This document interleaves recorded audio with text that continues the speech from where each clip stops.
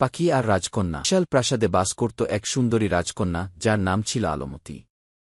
আলমতি ছিল খুব শান্ত স্বভাবের, কিন্তু তার মন ছিল বড় একা।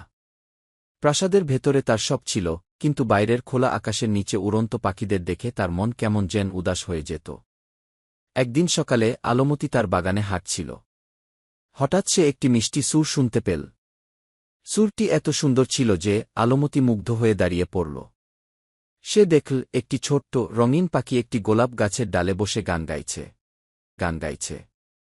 পাখিটির পালক ছিল সূর্যের আলোর মতো উজ্জ্বল, আর তার গান ছিল যেন স্বর্গের সুর। আলমতি প্রতিদিন সেই পাখিটির জন্য অপেক্ষা করত।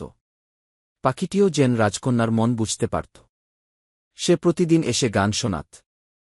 তাদের মধ্যে এক অদ্ভুত বন্ধুত্ব গড়ে উঠল। রাজকন্যা পাখিটিকে মিষ্টি বলে ডাকত।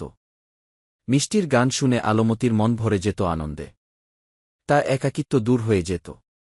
একদিন এক নিষ্ঠুর শিকারী সেই সুন্দর পাখিটিকে ধরে নিয়ে গেল। আলমতি যখন দেখল তার প্রিয় মিষ্টি আর আসছে না, তখন সে খুব মন খারাপ করল। তার চোখে জল এসে গেল। সে খাওয়া দাওয়া ছেড়ে দিল।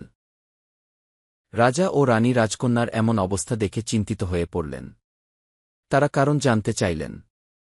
আলমতি কাঁদতে কাঁদতে তার প্রিয় পাখির কথা বলল। রাজা তখনই তার সৈন্যদের নির্দেশ দিলেন সেই পাখিটিকে খুঁজে আনার জন্য। অনেক খোঁজাখুঁজির পর সৈন্যরা শিকারীর কাছ থেকে পাখিটিকে উদ্ধার করল।